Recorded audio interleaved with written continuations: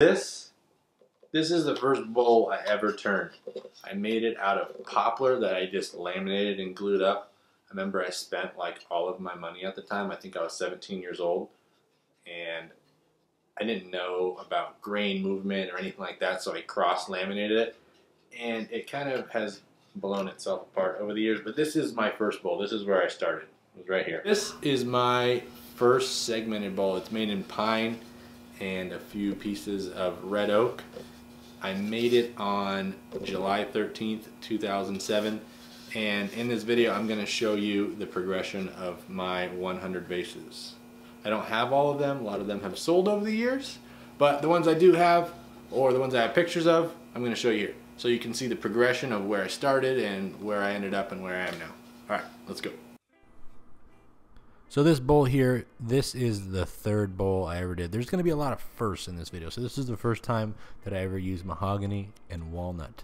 And my neighbor came over, the one who gave me the lathe, and he said, how about we put a star in the bottom? And he spent about 6 or 7 hours at my place in helping me put a star in the bottom of this bowl. So this vase / bowl here, this is my 5th one. It's made of walnut and maple. And it was the first time I did stave cut pieces on this one, and I think it's pretty nice. I like the way it came out. This one here, this was left over from that third bowl I made with a star on the bottom. I quickly learned that you cannot make the pieces go all the way to the center because the wood movement will blow itself apart over time. I think this one is my 6th bowl.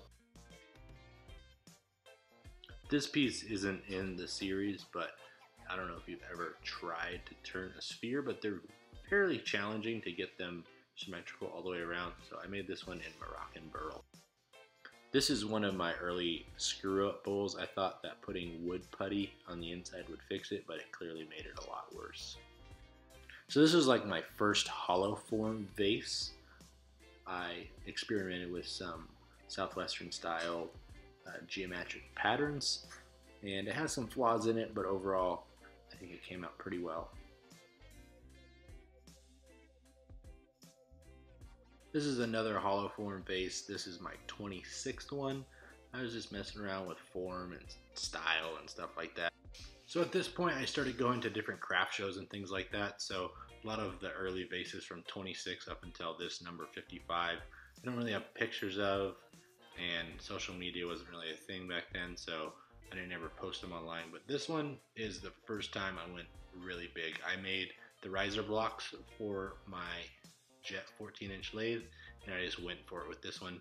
Didn't come out too well. The bottom is fairly messed up, but overall it was quite the experience.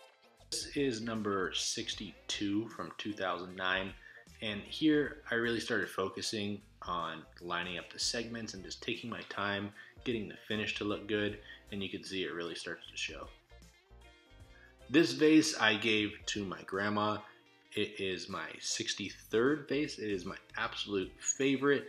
I experimented with some exotic woods, some domestic woods, and spent a lot more time with the finish. And you can clearly tell it's got quite the shine on it. I spent a lot of time lining up all the joints, and it came out pretty awesome.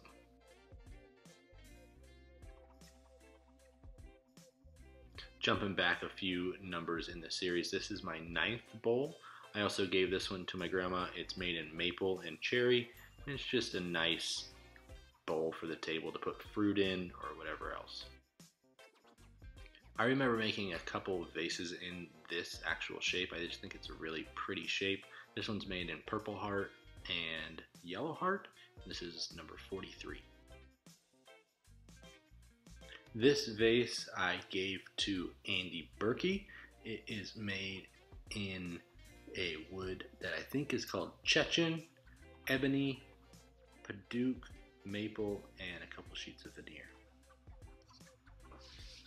I have very distinct memories of making this vase because I had 3 days off from school, and I locked myself in my parents' garage, which was my workshop at the time, and I made this thing. It is made in walnut, Paduke, maple, and ebony, and it is my 25th vase. This is one of the taller vases I made. It's made in maple, cedar, and walnut, and I learned that cedar is fairly soft, so when you make a vase this size, it can be a little intimidating when it's on the lathe, because the softer woods mixed with the harder woods make it a little bit wobbly. This piece is not numbered in the series, but it's called a segmented ribbon, and it's made from 3 bottomless bowls turned at a 45-degree angle, cut up in half, and then glued back together. I hope to make another one here soon. This one is called the Sirona Vase. It's made in black veneer, ebony, and mahogany. And with these larger format vases, I was going for form over anything else. I really love how each piece is highlighted with a really thin piece of veneer. I think it could be very effective in certain scenarios. This is number 35. It's made in zebra wood, and this is the first time that I highlighted one actual segment in the whole vase. Here's another form that I just absolutely love. This one is walnut and ebony. I turned it really thin on the edge so it looks very sharp. This is my 96th vase. This vase was the inspiration for the Sirona Vase. It is number 94.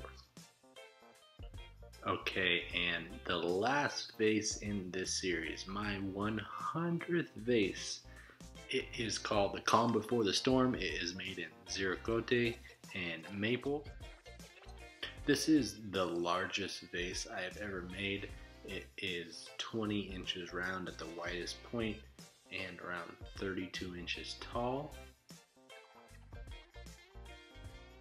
This first 100 vases for me, I consider to be practice. Thank you all for watching. I will be starting a new series in the future, so stick around for some upcoming videos to see more on that.